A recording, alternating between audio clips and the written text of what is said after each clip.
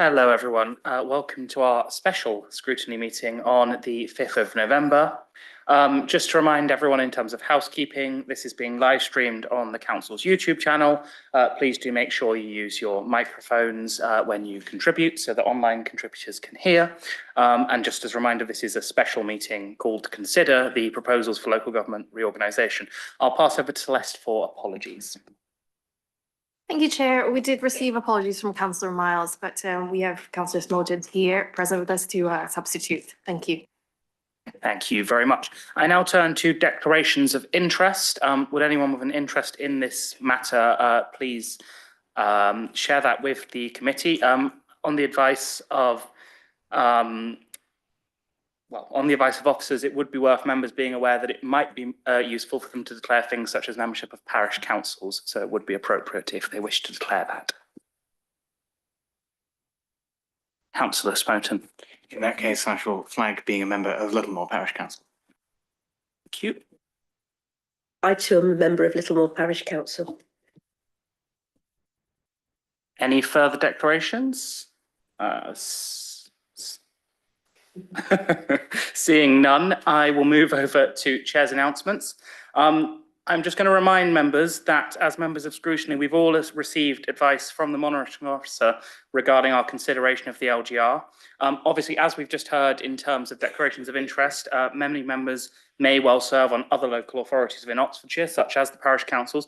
We are also, I'd encourage us all to remember, bound by the concept of predetermination, which applies to us. While we are not making the decision on this matter, we are able to make recommendations which may feature in the decision. So I'd encourage everyone to be mindful that they need to approach matters with an open mind and keep a sort of clarity of that as they proceed through matters.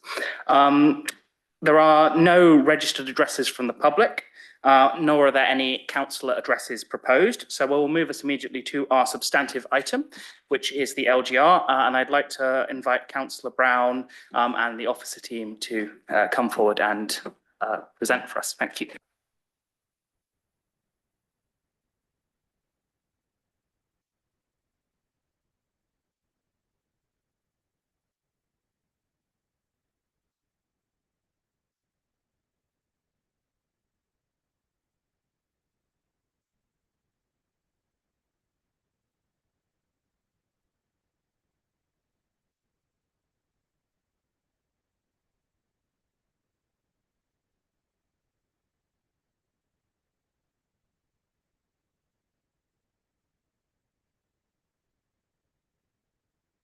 Thank you very much. When you're ready, please feel free.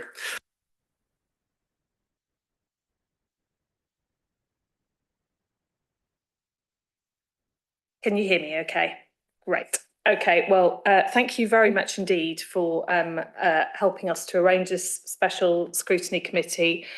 I think it's really important that all members of council have an opportunity to contribute to this, which has been one of our aims from the outset, which is why we set up a number of members' briefings and workshops to make sure that people were fully able to participate, to put their suggestions in and to contribute. And obviously we've also been briefing all of the political groups on a very regular basis as well through our monthly meeting with all of the group leaders. And I know that officers have also volunteered to come and talk to political groups and make sure that they fully understand what's being proposed and so on. So today we have in front of us the actual local government proposal from the City Council, which has been a huge amount of work from officers. So I don't want to miss this opportunity to say a huge thank you to Caroline, to Mish, to all of our directors and all of the other staff in the City Council who have contributed to this, and also to all those staff who've managed to keep business as usual continuing on in the background, which is not a mean feat considering quite how much of a potential distraction putting together a local government reorganisation bid has the potential to be for any council. And I think that, you know, we've done pretty well under the circumstances to get things moving quite as quickly as we have, and to put forward what I think is a really innovative bid, which is place-based, most importantly. So I think the really important aspect of our bid, and I think it compares favourably with others up and down the country, and dare I say it, even across Oxfordshire, in starting from what is our vision for Oxford for the future and what is our vision for the rest of the county? How do we make sure that we are properly thinking about the next 50 years? Because local government reorganisation does not come around too often. You may well say, thank goodness. And indeed, I think I might. But the last time this happened was about 50 years ago. So we really do need to make sure that this is future-proofed and that it's the right solution, not just for now, for this minute, but also for the next 50 years. And I believe that that's what this proposal does. It is about making sure that Oxford has the right boundaries for the next 50 years, and also that the other places in Oxfordshire do too. And I think it is that important distinction between making sure that you don't have something that's too big to reflect local communities, but it's big enough to make sure that it can manage and be sustainable and properly reflect a place, but be financially stable. So I don't really want to go into any more detail at this stage. I think it's probably most helpful to take questions, but the people who are most familiar with all of the detail are of course sitting next to me, and I'm really happy to hand over to Caroline and Mish to add more on the actual detail. Thank you. Thank you, Susan. And I'd also note we've got Nigel and Bill online, as well as Lucy, who've all had significant input to the work as well. I will try and keep my comments short because I think many members have probably already experienced me talk at quite length about this at various briefings and meetings. But just to add to a couple of points by way of introduction to what Susan said, it is the culmination of 10 months of work with a lot of input, supplemented by expert analysis and technical support where needed to evidence and support the proposal that we've been developing.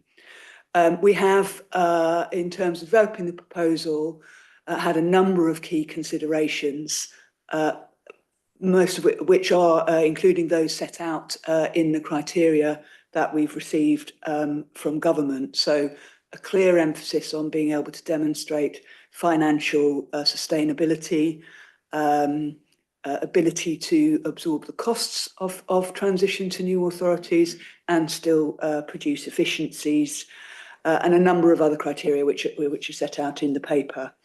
But as Susan said, I think we've been very clear all the way through that this shouldn't just be viewed as a technical efficiencies driving exercise, as important it is to meet those criteria, but actually about how do we set up councils which are really able to drive the reform and address the critical challenges that our communities face today and are likely to in the future.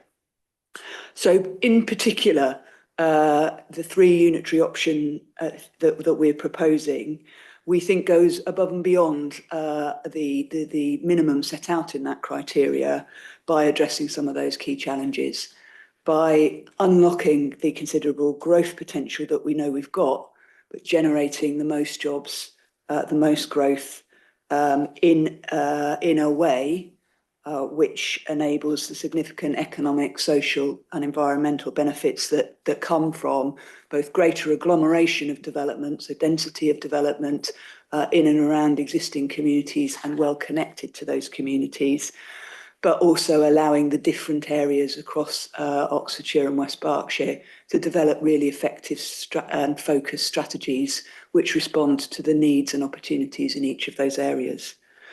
I think it's always been a really important part of our thinking that this is the biggest, the best, maybe the only opportunity that we will have for a while to fundamentally shift the dial on housing delivery and meeting Oxford's housing need. And doing that in a way which again is the most environmentally and socially sustainable way to do it, but also gives the opportunity to protect villages and the environment across the county. The third area I just wanted to touch on is about how we make services more responsive and more effective. And we believe that by being place-based, by having a closeness and a deeper understanding, deeper intelligence of those communities, that the 3 unitary option will be better able to develop place-based design of services that are more effective in meeting the needs of different communities, more responsive, and therefore better at preventing people from getting into more serious trouble where they need more intervention at greater cost. And we are proposing that we can do that in a way that balances that need for local responsiveness and targeting with the ability to still commission jointly at scale and work as part of a system with partners. And our proposition explains more about how we'll do that. The last one I will just touch on briefly, but I'm sure if there are questions, Nigel and Bill will be well placed to answer. You will have seen that one of our kind of key principles is about being fit for the future. And as part of that, we're considering how we ensure that these authorities are financially sustainable and resilient to shocks. But fit for the future is not just about that. It's also about how we drive the transformation to make better use of technology, of data and of service integration. That means we're really, moving towards being a modern authority which is able to use new technologies to respond. So the Fit for the Future chapter in our proposal talks more about that. And the final point I wanted to make, Susan mentioned that we've done extensive engagement, and Mish and the team have been incredibly busy ensuring that we do reach everywhere that we possibly could and are required to do. But I think our approach is supported by the feedback that we've had from public survey and feedback from all of that engagement. In that, 69% of respondents to our public survey agreed that councils are more effective when they're smaller and closer to community, to people, and therefore more able to adapt and respond to those local needs. And that 80% of people agreed that you need different approaches to service delivery in urban and rural areas. There's a lot of information in the proposal about the feedback from both residents, but also businesses and other key agencies. I'll pause there. I am happy to answer any questions about the next steps and government's what we know about how government proposed to take this forward, but that's probably better done in terms of responding. And if it's all right, I'll just ask Mish if he feels there's anything I've missed that he might want to add.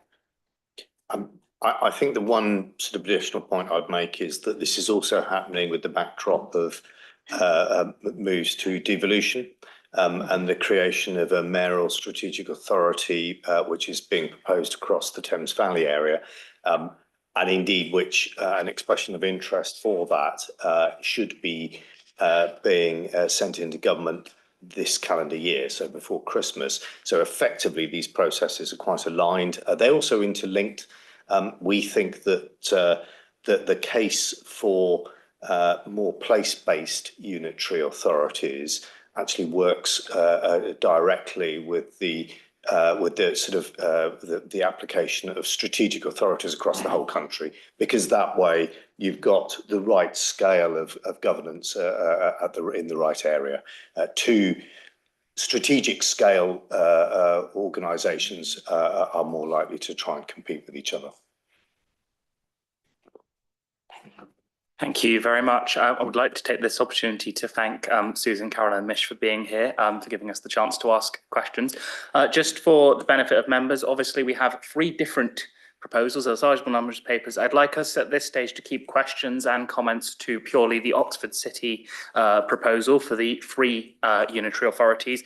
We'll then have opportunities to comment, but I should stress not to make any recommendations on the other two proposals. But for this first round of questions, can we please focus on the Oxford City-based proposal? Councillor Rowley, well, just for one, I'm going to take questions in banks of three as well, and then pass over. Councillor Rowley. Thank you, Chair. It may require a minute or so's waffle for me to explain this, but I had the privilege recently of meeting with OCVA and a number of the organisations you support, and colleagues may be aware that they did a big piece of work in 2023-2024 on the many voluntary organisations in Oxford and Oxfordshire and the needs of those organisations, the impact of cuts, economic changes, and so forth. And it presented a troubling picture in that small to medium-sized voluntary organisations, of which about a third of people in Oxford and about over a quarter in the wider county volunteer their time to something once at least in a year. So it's a big part of the community that hopefully we're seeking to promote. That those organisations say they don't have enough infrastructural or development support, with two exceptions, Oxford City and Banbury. Now, clearly there's big differences between Oxford City's and Cherwell District Council's community grants policies, and I understand that Cherwell's is significantly less generous. But what was more important than the support available from the financial support available from local government was apparently being part of a larger community as opposed to being isolated, having the opportunity to feed in to a local authority that was present near them and could have a coordinating function. So my question after all this waffle is do you feel that there are opportunities for the three authority proposal to help in that sense the many, and as I said, it's a very significant proportion of Oxford and Oxfordshire's population who volunteer their time towards community goals? Thank you, Councillor Rowley. Is there any other members that would like to raise questions to go with Councillor Rowley's question? Councillor Smoten? It's you asked specifically for the three unitary proposal. This is more so it's neither the three nor the one nor the two. Rather, it's about the process and perhaps what Cabinet might consider doing in the near future. Which is specifically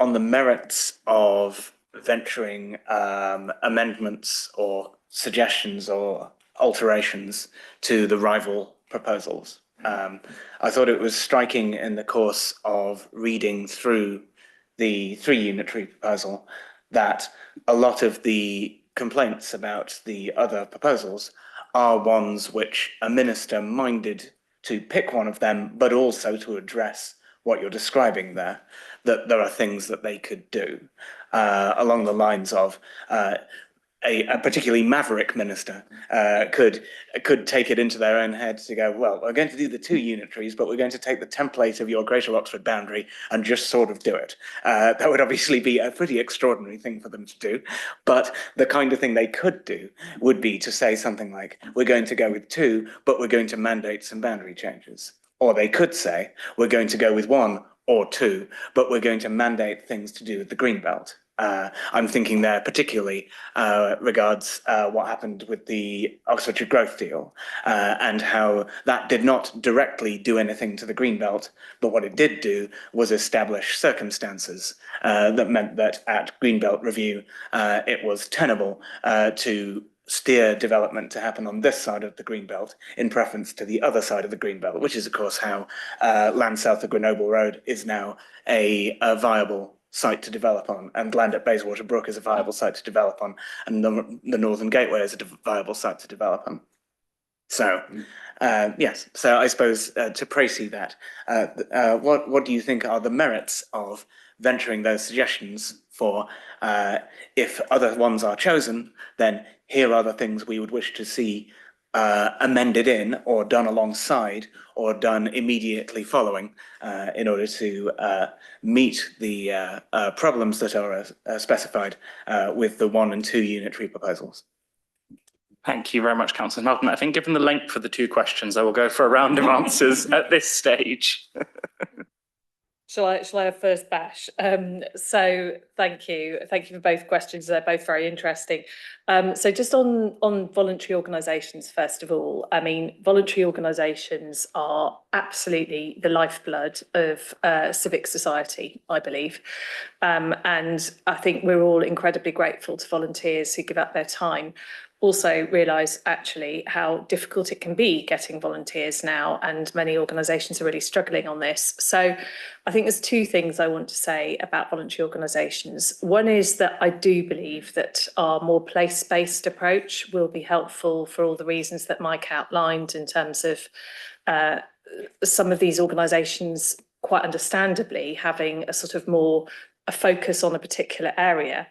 However, there will also be, I'm quite sure, some voluntary organisations that will continue to want to operate at an Oxfordshire-wide level, and that's completely fine. I think there will be many organisations that choose to do that, and we can continue to work with them across 3 authorities, just as at the moment they work across, 5 or 6 authorities, or maybe more if they've got even bigger boundaries. So actually, I think it's still a simplification for many of them that are Oxfordshire-wide at the moment. So I think, in short, I think there are some real opportunities there to work more closely, and I think it is really important that we do so because their work is so valuable. On the issue of Chris's question about process and boundary changes, well, it's an interesting question. I mean, I did suggest as part of the 2 unitary proposals when meeting with the proponents of that they proposed to do a boundary change as part of their proposals to look at including the area south of our city, which we're proposing as part of the our proposals. They chose not to do that, and as a result, in the 2 unitary proposal currently, 3/4 of the boundaries of Oxford wouldn't be in the Oxford Authority, but instead in the Ridgeway proposal. Chris, you were present on Saturday, as I was, to hear Councillor Andy Graham saying that the thing that we must do above all else is protect the Greenbelt. And therefore, I cannot see that they are likely to want to see any development in the Greenbelt. But more importantly, I think either of the other proposals would be extremely difficult to release Greenbelt, because MPPF would say you've got to look at every other available site, and there would be other available sites around towns and villages across the rest of the county, or in the case of the 2 unitary proposal, solely in West Oxfordshire and Cherwell, which would have to be looked at first. So in essence, I see the other 2 proposals as being a continuation of the failed county towns proposal, which we've been suffering the consequences of for many years, which have meant that instead of development being next to the city, which is a sustainable location, and often on sites which are not particularly attractive, but would be sustainable with the transport infrastructure, with the density requirements that you get if you were near a city, instead of which you've got small developments on the edges of towns, on the edges of villages, which are quite cause quite a few problems potentially for those villages and towns, but still aren't big enough to actually support infrastructure such as additional buses, certainly not trains, and quite often not schools either. So people are travelling inevitably by car, almost also inevitably back into Oxford. So I think if we're really serious about trying to really address our housing issues and our congestion issues and our transport issues, the only really sensible solution is our 3 unitary proposal, which does allow some very small release of the green belt to allow sustainable development around the city. If I just add to the response to Mike's question, I think the other thing that perhaps ought to be borne in mind in terms of what you were saying about charity sector and voluntary sector wanting to ensure that they're going to have effective means and infrastructure to engage with the new unitary authorities, is that we are going to be required as part of this, all of the unitary authorities will be required to develop neighbourhood governance arrangements. And I think we will want to be working to co-create those with communities and with community organisations. But that means that in each of the 3 unitaries, there will be serious consideration as to how best to engage partners from that sector. Thank you very much. We'll go for another round of questions. Is there anyone who would like to go first? Councillor Ottino? Yeah, I'll ask about the borders. I suppose what other borders did you consider?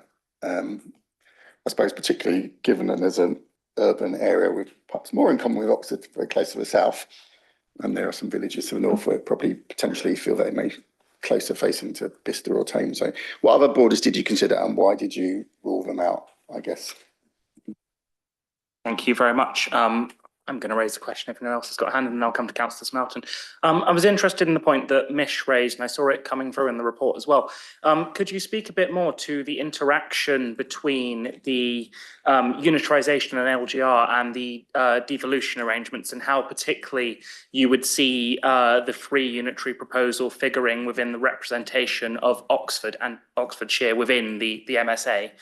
Because something I was sort of thinking as I was reading through the reports, and it is obviously included in the papers, was a sort of concern around what the representation of the county would look like were it, for example, on a 1 unitary model. So I'd be interested if you could just sort of expand on that a little bit. And I'll go to Councillor Smelton for a third question. Thank you. I figured I'd give way if anyone else wants to come in, but if not, MSAs, the question is in brief. Surely they can't be that silly, can they? Which is to say, there's a section in the 3U thing where it describes a bunch of sort of voting layouts and so on. Do they really work? That if you have an MSA that consists of 1 absolutely colossal unitary and a variety of little ones, because they were created in the 90s, then all the little ones get 1 vote and the massive one also gets 1 vote? Or has this been addressed before in other mayoral strategic authorities and some sort of sensible democratic arrangement come to, where it is more like voting by population or something of that form? Thank you. We'll go for a round of answers at that. Lovely. Okay, so first off, Simon's question about borders. Yes, obviously we looked at a number of different options to try and work out what would be the right balance between making sure we were big enough to meet the government's aspirations in terms of size of authorities, particularly in terms of our future growth, and also obviously in terms of financial stability for that authority. But I think the really important thing from our perspective in doing that was to not lose sight of the fact that we needed to have 3 authorities which had some genuine sense of place, that if you extend Greater Oxford, if you like, too far, you lose the urban centre, which is part of our proposal here. And you also potentially start taking places out of areas in which they very much do have a sort of sense of place, and potentially destabilise the other two authorities again if you take too much out from the city's perspective. So we did look at various different options. I think on balance we feel that we've got it about right, and there was a sort of fairly obvious boundary when we started looking at it, which was the green belt. Obviously there is a lot of land within that which is quite rural, and a huge amount of it which is not ever going to be developed because it's very protected, it's flooded, it will flood, or it's got really hugely important environmental concerns such as Otmore. So, you know, it's not that it's all there to be developed, quite the reverse. It is just trying to sort of bring together a sort of sensible geography. And then we looked again at the surrounding area, and Abingdon, for instance, is not in the green belt, so it was never in our map. And then we looked to, there's a small amount which is in the green belt, which we didn't include in our proposals, which is next to Abingdon, and that's because that's where Abingdon would naturally seek to grow. And, you know, there are sort of plans there for that area. And it makes sense for Abingdon to be, and the authority that Abingdon will be part of, to be making future decisions about that area.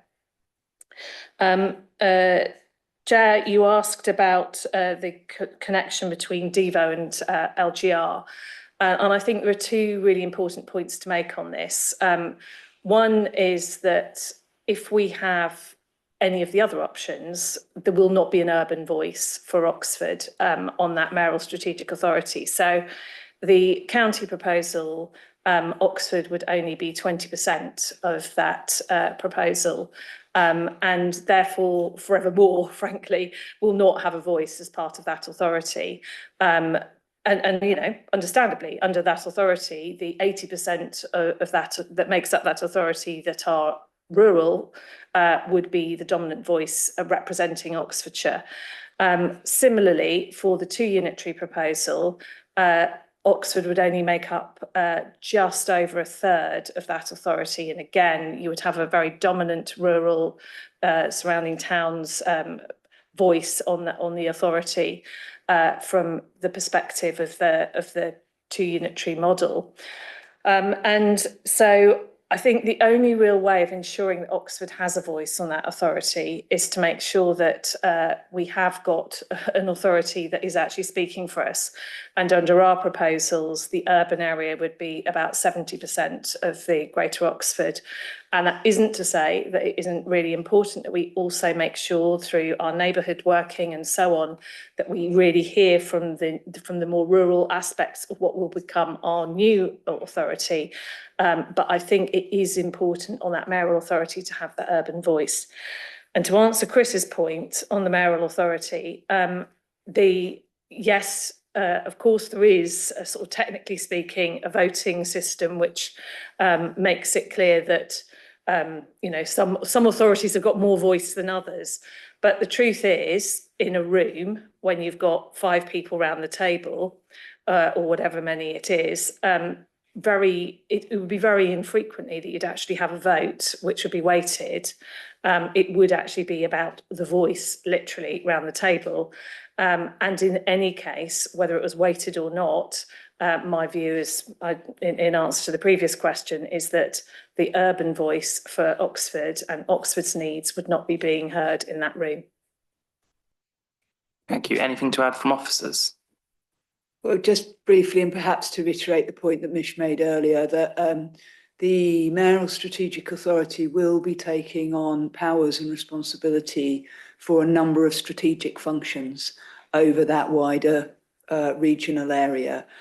So that does include things like strategic transport network planning, strategic development planning, and have responsibility for growth plans. That will come with a number of advantages, I think, which will help connect up our economies to others within our region better, like Reading and other Berkshire authorities. But those strategies, I think it's 2 points. One is that for me, that for us undermines the case for why you should need another large strategic authority sitting underneath even larger strategic authority. Actually, what you need is more place-based authorities which are both able to ensure that those strategies are informed by local priorities, and also that they have the right focus when it comes to delivery. So I think that's another kind of key reason why we think we need to ensure that we've got the right balance and representation across the geography.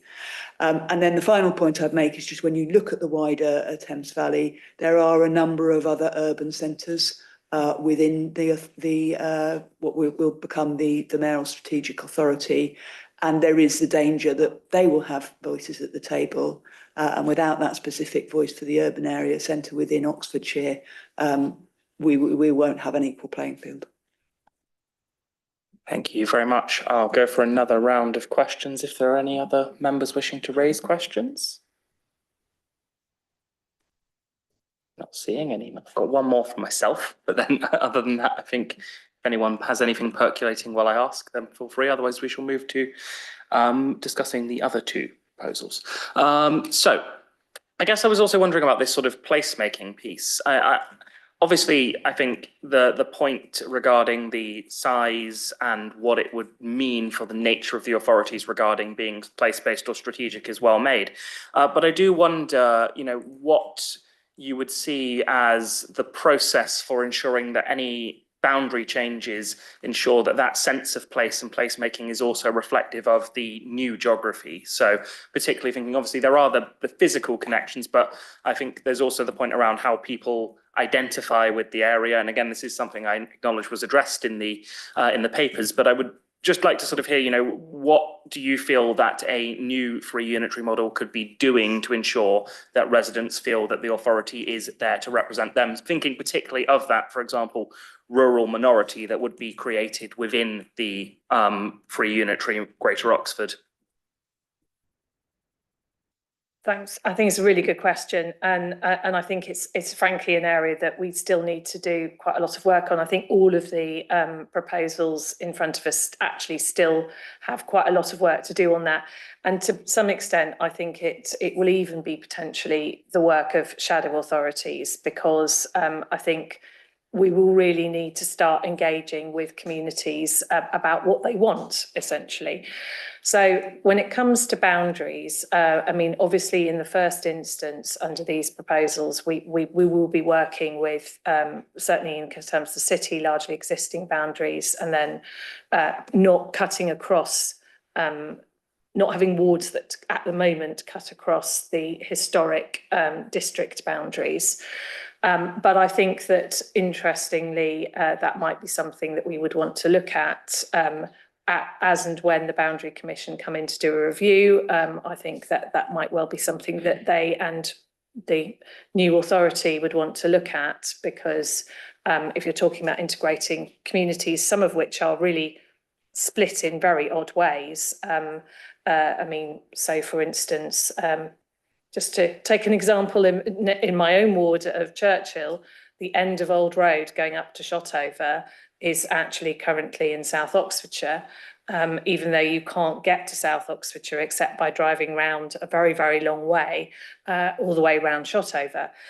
So, I mean, there's some really obvious bits where you would sort of take in sort of bits, but maybe quite big bits as well. So I think there's some opportunities there. But the big thing, I think, is about how we work with parishes, and we will be inheriting a huge number of parishes if our proposal is accepted in Greater Oxford, and also neighbourhood working. And I think all councils going through local government reorganisation at the moment are trying to understand the government's aims and ambitions around neighbourhood working. But I think it is also, to some extent, up to us or the new authority to actually determine that through working with local communities. And I would want to hear local communities' views on that, because I think that's a really important part of the process. you very much. Anything from officers to add? Just one to add. I think some of the conversations that we've had have not only illustrated that, you know, actually there are some people in our conversations with them who did recognise that there are connections and reliance into the city.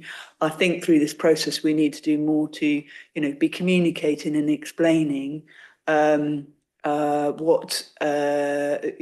we want to work with those authorities to help shape and inform those local benefits.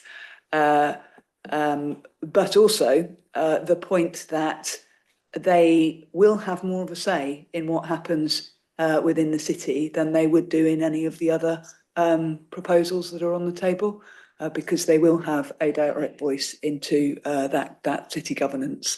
And for communities who, you know, work, use leisure facilities, shop, struggle with our congestion problems and are only affected by our housing market, you know, I think we need to be finding opportunities to work that through with them.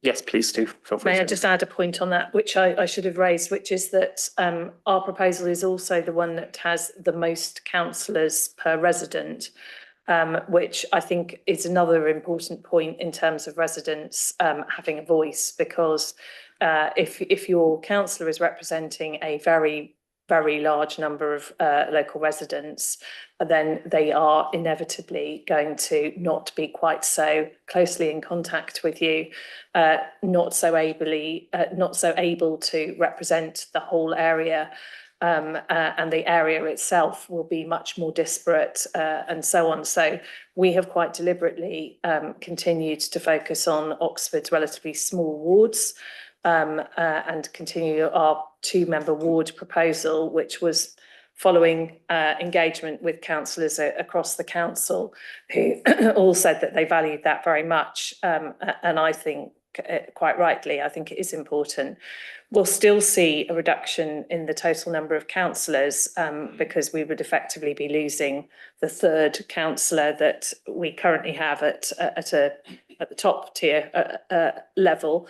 But it's considerably more councillors than the other 2 proposals. So I think it does have some merits from that perspective for local people who might be coming into a Greater Oxford and want to make sure that their voice is heard. If I may just supplement that to just highlight that for the other 2 unitaries in our proposal, the Northern Oxfordshire unitary and the Ridgeway unitary, we obviously engaged with the councils in those areas and indeed MPs and so forth. And so the level of representation and the shape of what's proposed in respect of councillor numbers and so on reflects the approaches that they wanted to see. So we've sought to try to deliver something which you know, is in line with their own aspirations. Thank you very much. I'll just subtly check if there are any more questions anyone wishes to raise. Yeah, some very basic question, you know, about the employees, you know.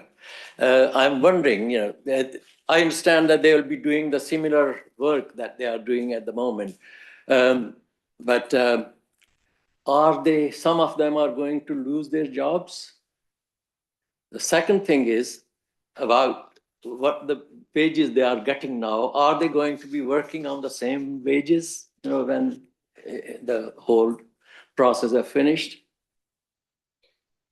Thank you. I might also ask, because you mentioned earlier, Caroline, you know, a willingness to outline the process after the council has done its steps. I think combined with Councillor Azad's question, it might just be useful to give a brief outlining of that process, if that would be okay. Yes, happy to do so. And again, I think it's a really very good and important question. So in terms of staff numbers and numbers of jobs, clearly part of the intention behind local government reorganisation is a streamlining and bringing together of services. However, you are quite right that the skilled people who deliver our services will still be needed in future. What we will see, because we are going from 7 authorities to 3 authorities in the future, is a change, particularly in the structure of senior teams. And so you will see fewer Section 151 officers like Nigel, chief execs across the council. However, some of that will be about changes in senior leadership team as well as a reduction in number. The other thing to say is that the experience of areas that have gone through local government reorganisation elsewhere in the country is that because these changes take place over quite a long period of time, come back to the process in a moment, there is quite a long transition. And so most of the reduction in posts is actually achieved through people leaving the organisation, moving on, and restructuring with that in mind over a period of time. That's, I think, kind of emphasised by the fact that integration of services and redesign of services will naturally take some time because of those that need to restructure, but also existing contracts, which we will have to see through to the end. So there will be a programme of transition to new arrangements over time. And as I say, the experience of elsewhere is actually relatively few compulsory redundancies involved. There is a bit of a change and a move on and a shift at the senior officer level. But again, I think the experience of elsewhere also demonstrates opportunities for people to progress their career, step into new spaces and take on new responsibilities from the restructuring. To answer your point about wages, etc., again, this is part of the process of transition. So when staff are moved from one authority to another, they are protected by something called 2P. So they would be 2P'd over. But again, there would be a process and a timescale to the alignment around that. So I kind of got in there, it got partly in there into what would be the implementation plan. The key milestones that we're working to is obviously we've been asked to submit our proposals by the end of this month. We are expecting that government will formally consult on the proposals so long as they meet their criteria in the first quarter of the new year. And then in summer 2026, we're told by civil servants before recess, parliamentary recess, make a decision which would see shadow authorities, so elections to the shadow authorities happening in May 2027, and the new councils formally created. So those shadow authorities would be doing sorts of things that Susan was talking about earlier in terms of the design of the policies of the new authorities, and the new authorities would come in 2028. So that is still 3 years away from where we are now. But as I say, again, by that point, we will have a clear implementation plan of what we can move at different stages through that process. So I hope that helps. And it's also a conversation that we are having very actively and in a very engaged way with our unions. Thank you very much. I might just take this opportunity, and hopefully I'm sure the rest of the committee would agree, to express sympathy for the stress this must put on officers across all of the authorities to be going through the amount of uncertainty that everyone's currently facing. Are there any other questions members wish to raise? I think we've asked a good number. Just to check in with you around process here, Celeste, because obviously we've got one item. So would we want to do our recommendations now, or do we need to discuss the other items or the other 2 proposals first? Because obviously recommendations would end the item. Just wanted to sense check that with you to make sure we do things in a procedurally proper way. Yeah, I'll have to see Jonathan as my line manager. Feel free to jump in, but I would suggest that we carry on with discussions, and then the formulations, recommendations would come after. Just so if anything else comes up during the discussions, then we can incorporate that in the committee's recommendations. Thank you. That's very helpful. So just wanted to check process because it's unusual to have a single item encompassing 3 items. Councillor Azad, I saw your hand. Yeah, I'm just wondering, if the employees will have to put a lot of input onto the programs themselves, because they are starting completely new program? Yes, and thank you, Chair, for your comments about sympathising with staff, which I think is very much appreciated. There is a lot of work, as Susan's referred to already, that involved in local government reorganisation. We will be entering from the new year into a period of preparing for that mobilisation. And it is right that we draw on the knowledge, the skills and the expertise of our staff in doing that. However, we will be taking a proposal through the budget round to propose additional sums of money for investment in order to help us do that, because we will need additional resources to help design, manage, inform the mobilisation plans and actually do some of that work. I would also just add that whilst you are right, I think this naturally does generate considerable uncertainty. I think many of our staff are really enthused and motivated and excited by the opportunities that this brings for actually designing services which are better able to serve our residents.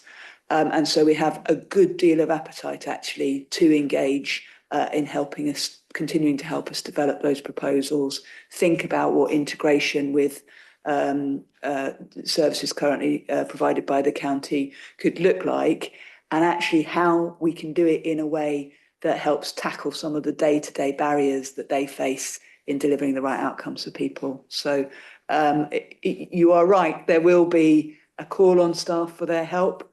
There will also be opportunities for them to shape it and indeed be a part of that, in their career progression in that future option.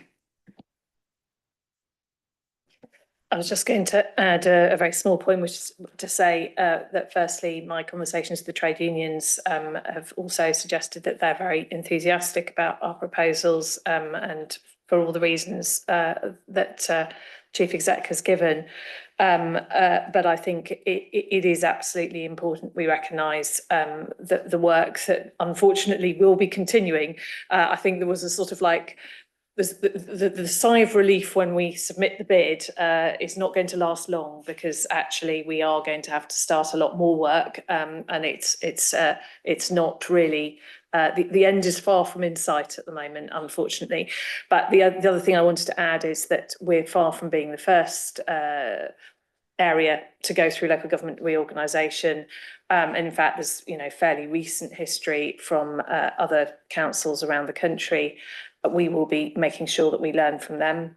And actually both the LGA, Local Government Association, District Councils Network, and other organisations, the LGIU, just to name but three, have all been really helpful in helping us to get to this point. But also will be supporting us through the process of actually transitioning, and that is really important too, because we will want their support and guidance on what to do and what not to do, and that's whatever the outcome is from this process. Thank you very much. Councillor Ottino, I saw your hand.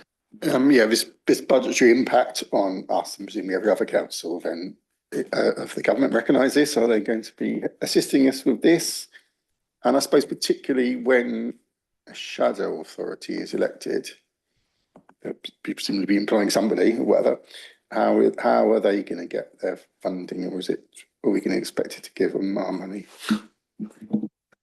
Please do come in.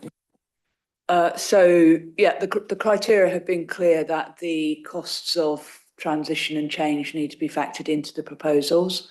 So in other words, we have to make sure that we can pay back the costs of that transition through the efficiencies and savings that will result obviously over a period of time. So other than I might pray Nigel in aid here, we got a small amount of money, I think from memory, it was about £90,000. Nigel can clarify if I got that wrong, from government to support the work we had to do this year. But going forward, know that the collectively in Oxfordshire, we will have to manage that transition within those proposals itself. Nigel, have I mangled that in any way? No, £90,000 was the full sum total, actually, Caroline. And could you remind, sorry, through you, could you remind us, Nigel, just of the figures that we've factored in, or of the process we've gone through to factor in the costs of transition, and that our analysis shows that will be recoverable from the future savings? Yeah, obviously the actual transition itself, we've looked at sort of what that would be in terms of project management costs, basically, is a key one there actually. And also from the changes that we're making around senior management that Caroline mentioned earlier, from some of the staffing in terms of enabling and the transformation we need to do for that as well. So whilst these areas will generate savings, they'll also generate costs by way of employee costs, basically to pay for. In terms of the overall sort of position, as contained in the report, the payback for the overall position is around 4 years, and it achieves around £48 million worth of ongoing savings from year 5, having paid back all of the transitional costs. That's the overall position, and then again contained within the report, you'll note it's split down between the different unitaries in terms of the Greater Oxford, North and Ridgeway. Each of those, in terms of Greater Oxford and North, they pay back in 4 years, and the Ridgeway one pays back in 3 years, but all contribute to those ongoing savings of 48 million. And indeed, the Greater Oxford one is about 11 million pounds per annum, say from year 5 onwards, basically. As Caroline says, that there's no funding from government required, and none will be offered by government, and that's part of the rules, basically. So that again is a key point, basically, that there will be no funding required from government to actually pay for all this, actually. So yeah, I mean, at the end of the day, the financial case is sound, but for all areas, actually. Thank you very much, Councillor Ottino. I'll just come back on that because there's 3 different proposals. We won't know what they are till later. So I'm wondering what work goes on in the meantime, but also if it's not the proposal we're putting forward, and it's another proposal that goes forward, does that work fall on us? And does the cost come to us, or does it go to, for instance, Oxfordshire or whatever? But also, if we'd be taking in, if our proposal did go forward, we'd be taking in areas and other authorities, would we be expecting them to contribute to that financially, given that we'd be working on behalf of their residents? Thank you. Yes, please come in.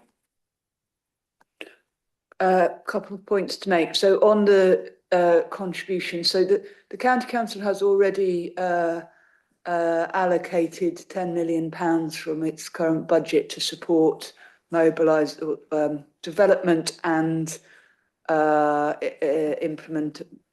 mobilisation of local government reorganisation and devolution. And we, in discussions with others, given they have by far the largest budget, the other councils are also taking proposals through their budget rounds to make provision for that, as are we. We have agreement that collectively that pot of money will be used to support the transition, regardless of the option and the decision that is made.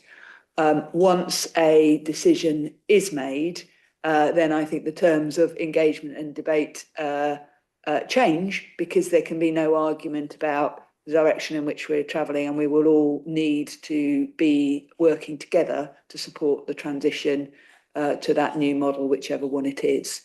So as we've already referenced that there's a significant amount of work to be done on that front. We do need to start that work early in the new year, because there's whatever the answer that comes back, there's work to be done in understanding various different contracts that we hold across the county geography, and the timescales that they expire, so we can manage that into a programme.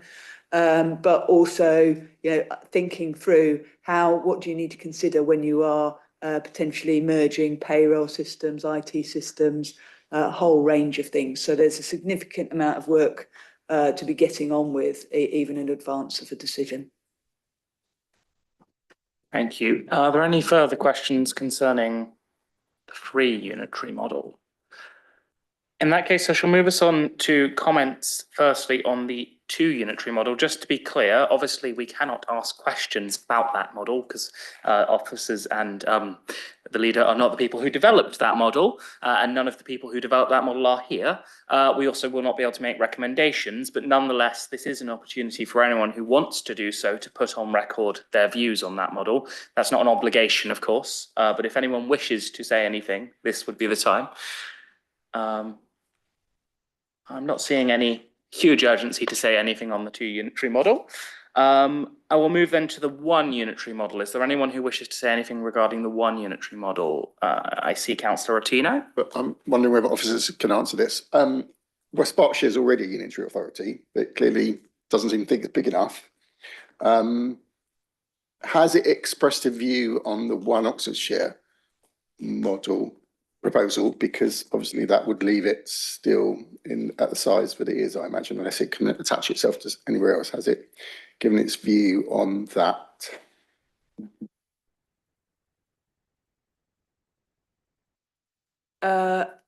So since this is a process question, rather, I'm viewing it as such rather than a question about their actual proposal. Given that each of the proposals are required to include an options appraisal, West Berkshire will have been involved in the options appraisal within their proposal, which is required to comment on each of the proposals, so including the 1 unitary proposal. I think the further thing I'd say is that the next stage after submission of the proposals will involve a formal consultation run by government, and that includes local authorities responding to that consultation as well. So I imagine they would be may well be using that opportunity as well. Mish, is there anything I should have added to that? I guess, I mean, it's sort of, in a sense, it's an obvious point, but it's that the 2 unitaries and 3 unitaries proposals cover that wider geography of Oxfordshire plus West Berkshire. West Berkshire is committed to the principle of the creation of Ridgeway and merging with Southern Oxfordshire, South Oxford district and Vale districts as they are at the moment. The 3 unitary proposal also allows for that, albeit clearly there's a chunk of South Oxfordshire and Vale which would be taken within the Greater Oxford.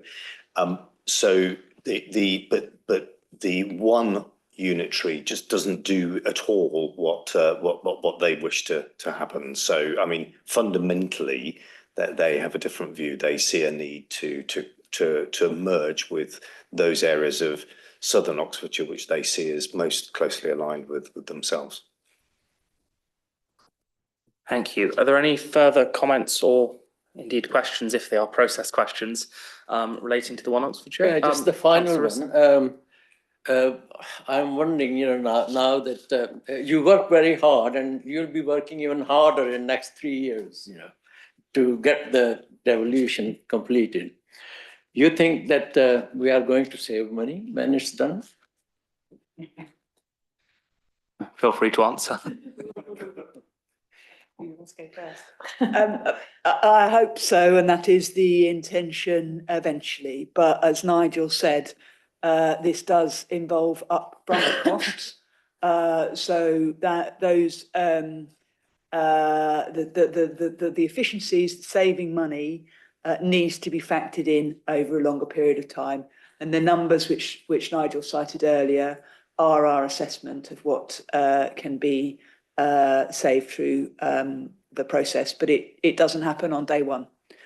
The other point I think which I would like to take the opportunity to make is that our proposals about how we can have financial and economic value aren't just about saving money.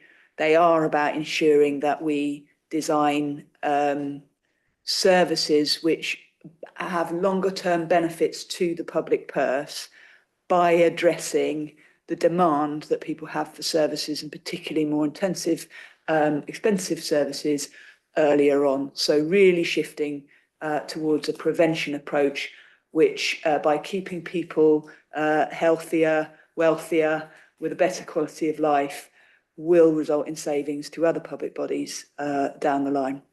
And then the other key point is that our proposal being focused on creating growth and local prosperity will also help to increase the resilience of public services locally, but also contribute to tackling inequalities, which we know are a major driver for demand from some of our services. And I saw Councillor Brown's hand there. Yeah, two sort of quick points on that, really. I mean, I think one of the biggest ways of saving money to local and national taxpayers that I can see at the moment is to build the housing that we need, because there is no doubt that a really considerable strain on both our own council's finances, but across the country, is the need to provide for failure in housing. So in putting people in temporary accommodation when actually everybody really wants a home of their own. So I think that anything we can do to really transform the way in which we house people will really make quite a big difference. And that's very much what our proposal is about. But the other thing is, to build on what Caroline was just saying in terms of our proposal being about strengthening the local economy and being quite clearly, I think, the proposal that is most pro housing and economic growth, making sure that that's an inclusive growth, particularly in relation to housing, but that it is also good for the public purse, because Oxford and its economy are a huge net contributor to the national economy in terms of the amount of money that comes back into the national economy through taxation, etc. And so therefore, if our proposal is very clear that we think that our proposal is the strongest in terms of that net contribution back to the Exchequer, which in turn is to the benefit of all of us as taxpayers. So I think there are some real big wins. But the sort of detail of our proposal is also about the transformation of services, which we think we can do on a place-based in a place-based way that is easier to do when you have got true locality working, which I think, again, the 3 unitary proposal is the only one that's really close enough to local communities to actually deliver that real preventative work that you will only get if you're really reflecting the local communities that you represent, and which I think, frankly, will be very, very difficult to do on a very large geography. Thank you. Councillor Ottino? Just want to make an observation that it shouldn't be about saving money necessarily. It's about better government, better local government. And my principle is that if decision making is closer to the people, then you get a better government. And this 3 unitary proposal seems to be bringing services that are decided by the county closer to Oxford and the little areas around. And there'll just be some things going a little bit further away because it'll be slightly bigger authority. And I would be happy to pay a little bit more money for better government because we get better decisions made. Councillor Brown? Yeah, well, I entirely sympathise with what Simon's saying, but I think my point was that prevention is a lot better than cure, not only in terms of saving money, but of course, ultimately in terms of people's quality of life. So, you know, it does save money to the public purse in the long term if you're actually housing someone in a proper home as opposed to temporary accommodation. But the really big and important thing about that, of course, is that somebody is getting a home rather than being bounced around different kinds of temporary accommodation. And I think that is the point to focus on. Thank you. Just to make a personal observation in terms of the three models in front of us, I mean, I think something I was really struck by is the fact that we are looking at the most fundamental change to local government in a generation. And while there is that point around the headline savings, there's also that question of the longer term efficiencies. And I tend to agree in terms of the fact that better service delivery is likely to save cost in the long time. I just think it's worth drawing out in terms of completely personal comment. The one unitary authority particularly worries me because of that lack of any reference to the demographics across the county, and the fact that, for example, Oxford City has areas of significant deprivation, has massively different age demographics to the rest of the county. And my worry in any model that doesn't properly account that is that we would be missing crucial opportunities to make sure that services are targeted at need. So, you know, I invited open comments on the one unitary. I've given one. If anyone has anything to add, they are welcome to do so. Are there any further matters which members wish to raise, or shall we move to recommendations? I'm seeing none, so I shall move to formulation of recommendations. Just as a reminder and for clarity, we cannot make recommendations regarding the two unitary or one unitary proposal because obviously it is not going to be that the other authorities are interested necessarily in what we have to say. But we can make recommendations on the free unitary authority before it goes to cabinet. So if anyone would like to make a recommendation, this would be the time to do so. Councillor Jarvis. Thanks, Chair. It's not a specific recommendation really, and I think notwithstanding anything that anybody else wished to raise as a recommendation, I personally think that a scrutiny we can recommend that the three unitary model is submitted as a proposal to government, and I think that would be the right thing to do, irrespective of whether or not people around this table have a preference on the various different options, and I'm sure we all do. I think it would be remiss for this proposal not to be submitted to government, and so I think that it would be right for scrutiny to recommend that the cabinet does submit the proposal. I would be happy to second that myself. Would this be something that all members of the committee were happy to agree to? Just simply the principle that this is submitted to government? Yeah. Brilliant. We will record that as a recommendation. Thank you, Celeste. Are there any other recommendations members wish to raise? Councillor Smelton. I can have a go at, I've had a go at drafting my thrust around being more collaborative sooner rather than waiting for ministers to shoot down one or other proposal. Here's my attempt at phrasing it.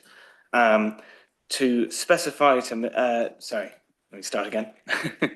To write to ministers specifying amendments or accompanying actions that would address some of your concerns, for example, concerning boundaries or spatial planning, in event the 1U or 2U proposal were selected. Thank you very much. What are the views of members of the committee on the proposed recommendation? Is anyone minded to second? I mean, I think it's a sensible idea in terms of opening up a dialogue earlier. I wonder if, I might defer to Celeste, do you think there's a way in which, would this be a viable thing for us to be proposing? Let me confirm with my. Please do.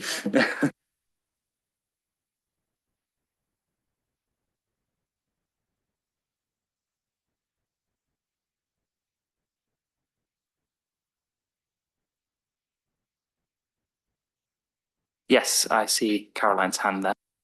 Oh, just potentially to help my colleagues with process questions. I mean, I think first thing to say is, you know, we have been having those proactive conversations throughout the process. It is clear there are very different kind of views on the model.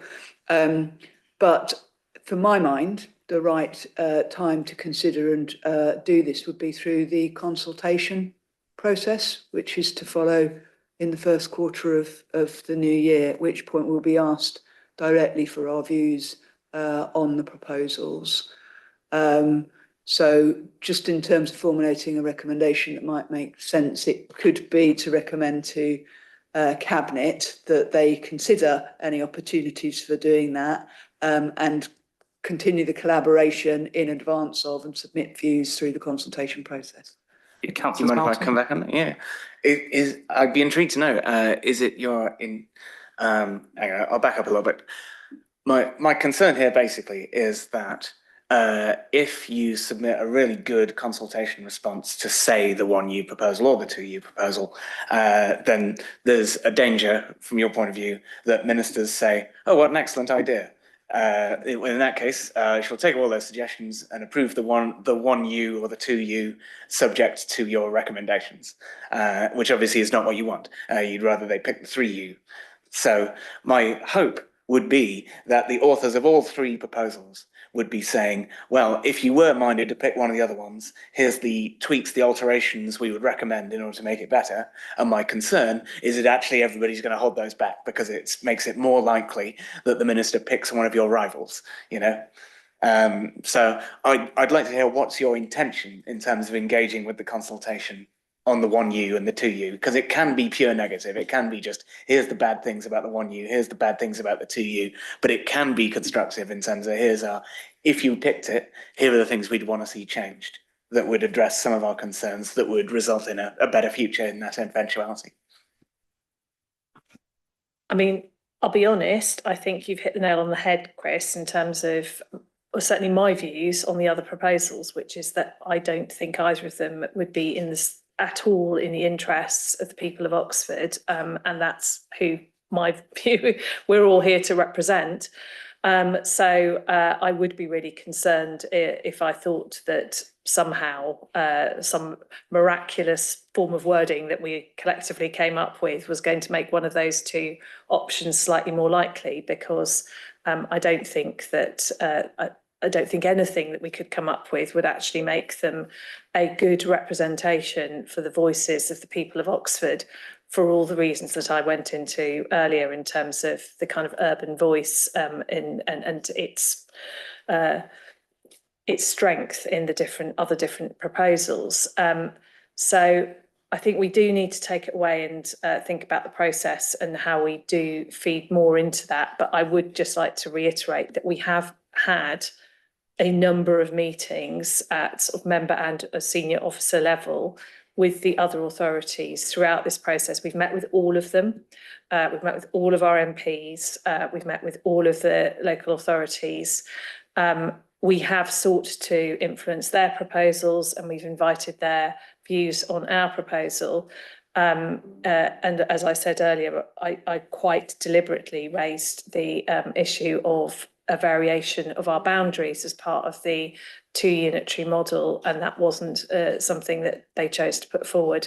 So I think that the likelihood of us actually achieving any change along the lines that you're talking about is probably not very high, but we will take it away and have a think about the process.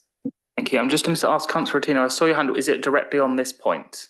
I think I sort of disagree with you, Chris. I think if we're confident in our proposal, that's what we're putting forward. The other authorities are confident in theirs. I don't think any of us want something that the minister makes up that's like an amalgamation of all of them. There's three proposals well put forward. They go for one of them, and then there'll be a shadow authority, won't there, to sort of make sure everybody works together. I think we should just be confident about what we're putting forward. Councillor Smelton, would you like to respond? Only very briefly to note that we shouldn't conflate trying to persuade the other proposers to do things that we want versus trying to persuade the minister to do things that we want. And I would disagree with Councillor Tina in the sense that I think it would be a very good thing, actually, were the minister to take best elements from different proposals, rather, because otherwise you end up in this situation where it's a very strict zero-sum game. You know, there's winners and there's losers. Either this team gets everything they want or this team gets everything that they want. I think that would be a shame, to be honest. But I suspect that for that reason, this probably isn't a recommendation the committee would take forward. Thank you, Chris. Can I just check, are you happy to proceed? Would you like to try formulating something again, or are you happy to proceed without? I formulated the wording, but if the committee aren't minded to it, then let's leave it on the side. Thank you, and appreciate the effort that goes into these things, even if we don't get through. Were there any other recommendations members wish to propose? I am seeing none. In that case, I'd like to take this opportunity to thank Susan, Caroline, Mish, Bill, Nigel, and Lucy all for being here. I'd also like to take this opportunity to thank the Cabinet for the cross-party way in which the proposals were developed. I think many members benefited from the opportunity to feed into the process at various points, and I think it's been very helpful again to have this discussion in scrutiny tonight. So thank you very, very much for the way in which this has been conducted. It is appreciated. Thank you. If I may, I'd also like to thank Scrutiny and all members for their contributions throughout this process. I think it has been a really good collaborative process, and I think that's really important because this is about the future of Oxford, and it's not a party political issue. It needs to be a cross-party issue. So thank you very much. And I should have specifically said earlier a big thank you to Lucy and to Claire and to Bill and to Nigel for all of their work on this. So I just wanted to make sure I had actually name-checked them all. So thank you very much. Thank you. In terms of our items, the only thing we have left to do is to note future date for the next meeting, which is next Tuesday. So we'll see you all next Tuesday.